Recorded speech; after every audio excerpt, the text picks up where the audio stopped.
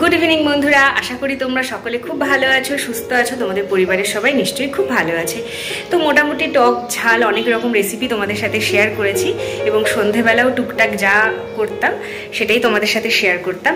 আজকে একটা মিষ্টি বানাবো, একদম নতুন ধরনের, আর সব থেকে হচ্ছে ঘরে থাকা উপকরণ দিয়ে চটজলদি কিভাবে একটা সুস্বাদু মিষ্টি রান্না করা যায় সেটাই তোমাদের সাথে শেয়ার করব। তো একটাই অনুরোধ থাকলো, সবাই শেষ পর্যন্ত ভিডিওটা দেখো, আর ভালো লাগলে লাইক কমেন্ট শেয়ার করে দিও।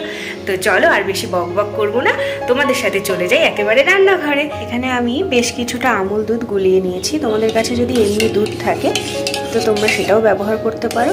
আমার কাছে এই মুহূর্তে আমুল দুধটা ছিল, সেই জন্য আমি এখানে উষ্ণ উষ্ণ গরম জলে বেশ কিছুটা আমুল দুধ গুলিয়ে নিয়েছি। আর এখানে আমি একটা ফ্রাই প্যান বসিয়ে দিয়েছি। আমি এখানে বেশ কিছুটা ঘি দিয়ে দেবো। এরপর আমি যেই আমুল দুধটা গুলিয়ে রেখেছিলাম সেই দুধটা দিয়ে দেবো। আমি ভালোভাবে এটাকে নাড়াবো। এরপর আমি সামান্য এলাচ গুঁড়ো এর সাথে মিশিয়ে দেবো। মোটামুটি দুধটা যখন একটু গাঢ় হয়ে যাবে, ঠিক অনেকটা এরকম যখন হবে, তখন আমরা এর মধ্যে সুজি মিশিয়ে দেব। সুজি মিশিয়ে আমরা এইভাবে নাড়াতে থাকবো। যখন সুজিটা এরকম হয়ে যাবে, এরকম অবস্থায় আমরা একটা পাত্রে সুজিটাকে নামিয়ে রাখবো। তো সুজিটা একটু ঠান্ডা হয়ে যাওয়ার পর আমরা আলতো হাত দিয়ে এটাকে একটুখানি জাস্ট মাখিয়ে নেব। মোটামুটি তোমরা দেখতেই পাচ্ছ এটাকে আমি খুব সুন্দর করে মাখিয়ে নিয়েছি। এবার আমরা এটাকে 10 থেকে 15 মিনিটের জন্য ঢাকা দিয়ে রেখে দেবো। যতক্ষণ ঢাকা থাকে থাকুক, এরপর আমরা নেক্সট স্টেপে চলছি। আমি এখানে কড়াই বসিয়ে দিয়েছি, আর এখানে আমি 1 কাপ মতো চিনি নিয়েছি। তো সেই চিনিটা দিয়ে দেবো।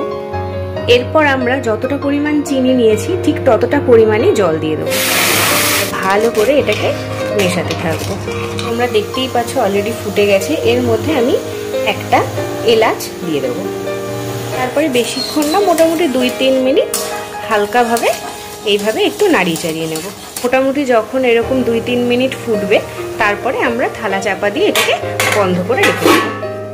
আমরা এবার নেক্সট স্টেপে চলেই পাচ্ছ মোটামুটি রেডি। এবার এটা থেকে আমরা একটা একটা করে লেচি করব। আমরা লেচি করব তখন আমরা এই হাতে ভালো করে একটু ঘি মাখিয়ে নেব, তাতে করে আমাদের সুবিধা হবে।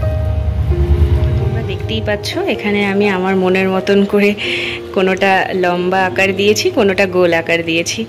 তো তোমরা তোমাদের মনের মতন শেপ করে নিও। মানে আমি আবার কড়াই বসিয়ে নিয়েছি। এর মধ্যে আমি বেশ কিছুটা সাদা তেল দিয়ে দেবো। আমাদের মোটামুটি তেল গরম হয়ে গেছে। এরপরে আমরা এইগুলোকে ছেড়ে দেবো।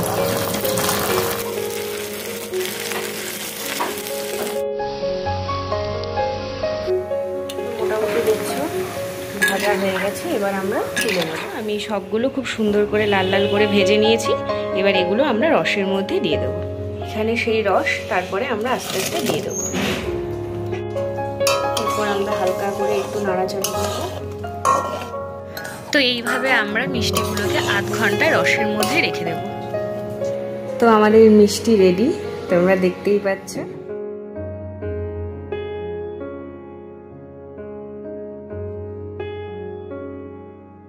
তো তোমাদের মিষ্টিটা কেমন লাগলো অবশ্যই কমেন্ট করে জানিও, আর ভালো লাগলে লাইক করে দিও। তো সবাই ভালো থেকো, সুস্থ থেকো, টাটা।